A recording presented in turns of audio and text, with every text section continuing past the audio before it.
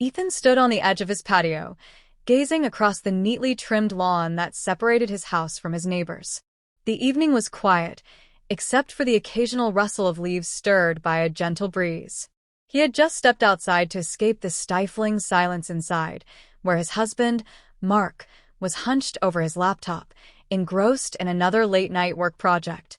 The distance between them felt more like a chasm, growing wider with each passing day. As Ethan lingered, the sound of laughter broke his thoughts. He glanced over and saw Liam, the teenager next door, tossing a basketball against the hoop in his driveway. Tall and lean, Liam exuded an effortless energy, his movements fluid and carefree in a way Ethan hadn't felt in years. "Hey, Mr. Carters," Liam called out, flashing a grin. Ethan smiled faintly. "It's just Ethan. And don't you ever stop moving?" Liam laughed as he dribbled the ball closer to the shared fence. "Not when the weather's this nice. You should join me sometime. A little cardio wouldn't hurt." Ethan chuckled, shaking his head. "I think those days are behind me." But Liam wasn't deterred. "Come on, it's never too late. Besides, you'd probably still beat me at free throws." The banter was light, but there was a sincerity in Liam's tone that caught Ethan off guard. It had been a long time since someone seemed to care about his presence, even in such a casual way. He found himself lingering longer than he intended, their conversation weaving between jokes and unexpectedly personal revelations. Liam mentioned his struggles with fitting in at college and his worries about the future, while Ethan spoke vaguely about how relationships weren't always as perfect as they seemed. A few days later, Ethan found himself outside again, fixing a broken fence panel along the property line. As if on cue, Liam appeared, offering to help. "You shouldn't be doing this alone," he said, grabbing a toolbox without waiting for permission. Their hands worked side by side, and the task became less about the fence and more about the connection forming between them. Liam's humor lightened the weight Ethan had been carrying, and his easy confidence was contagious.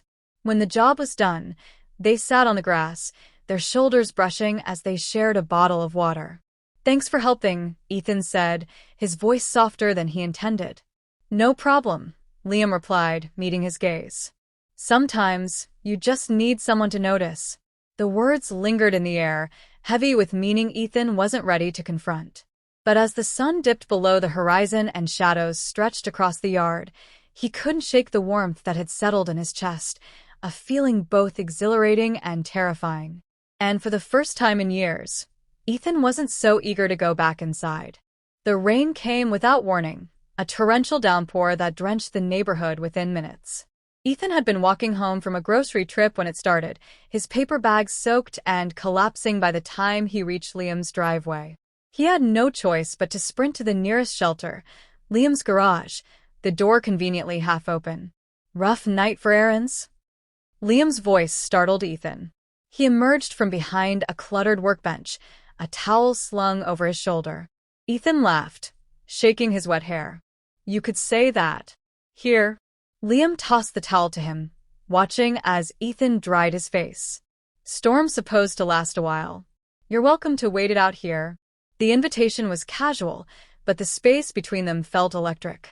The patter of rain on the garage roof seemed to amplify the silence that followed. Liam leaned against the workbench, his usual playful demeanor replaced with something quieter, more thoughtful. "You look tired," Liam said after a pause. "Like, more than just from the rain?" Ethan hesitated, unsure how to respond. It wasn't the kind of question he'd expect from someone Liam's age, yet there was no judgment in his tone. Just genuine concern. "It's been a lot lately," Ethan admitted. His voice wavered, the words spilling out before he could stop them. "Work, home, Mark. It's like I'm stuck in this routine that's slowly draining me." Liam nodded, his gaze steady. "You ever tell him how you feel?" Ethan shook his head. "It's not that simple. We've been together for so long, but sometimes it feels like we're just coexisting." The words hung in the air, vulnerable and raw. Liam stepped closer, his movements deliberate yet cautious, as if afraid to shatter the fragile moment. "You deserve to feel seen, Ethan. Everyone does." Ethan looked up, startled by the intensity in Liam's eyes. He opened his mouth to respond, But before he could, Liam reached out, brushing a strand of wet hair from his forehead. The touch was brief, yet lingered in Ethan's mind like a spark igniting dry tinder. "This is a bad idea," Ethan whispered, his breath catching as Liam's hand fell away. "Maybe," Liam replied, his voice low. "But sometimes the bad ideas are the ones that feel the most real." The distance between them closed in an instant, and Ethan found himself leaning in, their lips meeting in a kiss that was as desperate as it was inevitable. It was over as quickly as it began, both of them pulling back, their breaths uneven. "I can't," Ethan said, shaking his head. But even as he spoke, his fingers still tingled where they'd brushed against Liam's skin. The storm raged outside, but inside, the air was thick with unspoken words and unresolved tension. Ethan turned toward the door, unable to look back. Yet as he stepped into the rain, he knew he was already caught in a storm far more dangerous than the one outside. Ethan sat at the edge of his bed, staring at the faint light filtering through the curtains.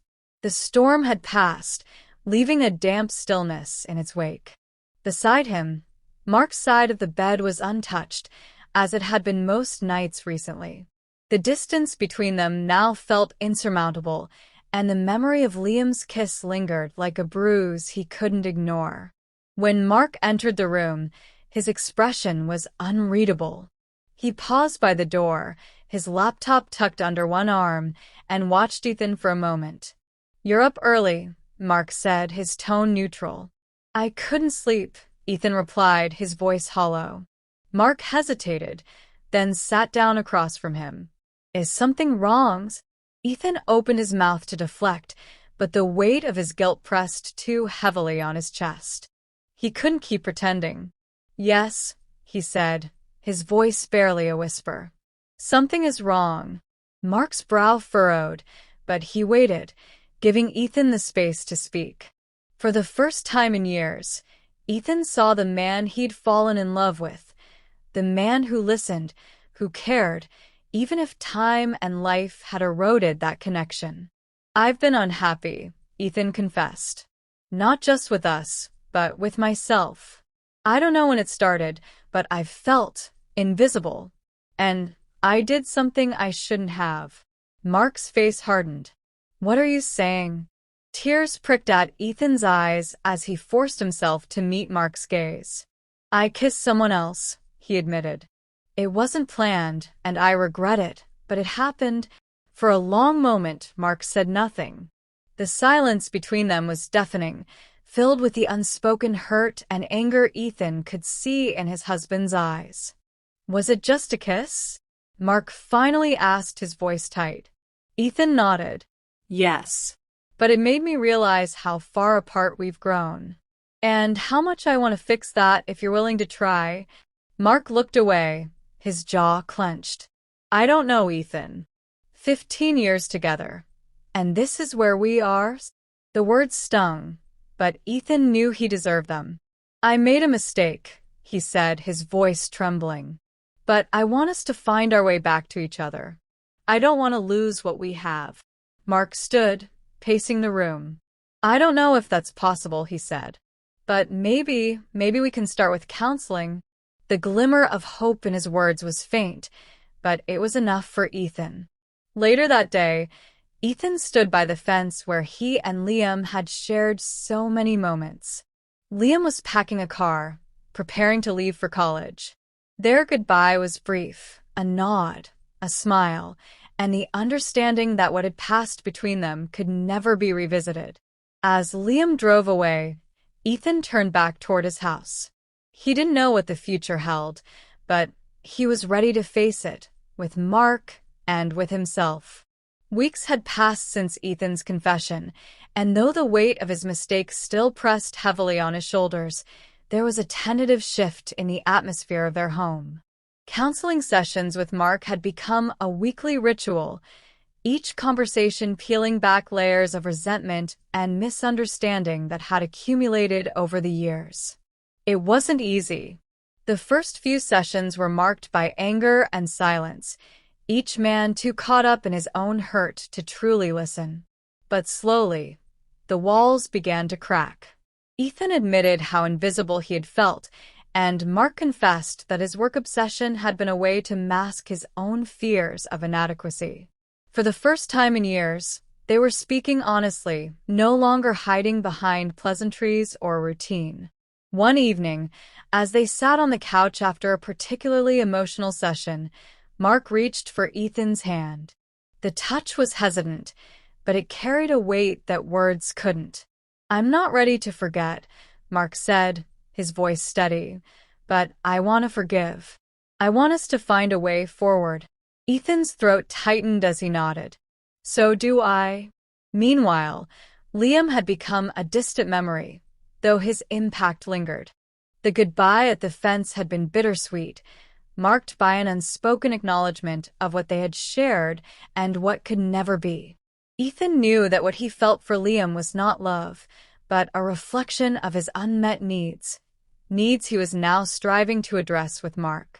One Saturday, Ethan and Mark decided to tackle the overgrown garden together. It was a small project, but it felt symbolic, a way to rebuild something they had neglected for too long. As they worked side by side, their laughter felt lighter, their conversation more natural. Mark paused, wiping sweat from his brow. "Do you remember when we planted those roses?" he asked, pointing to a row of bushes now tangled with weeds. Ethan smiled, the memory warming him. "You insisted on red because it was romantic. I wanted white because it was simpler. And now look at them," Mark said, chuckling. "A mess, but still alive. Kind of like us." Ethan laughed, and for the first time in months, it felt genuine.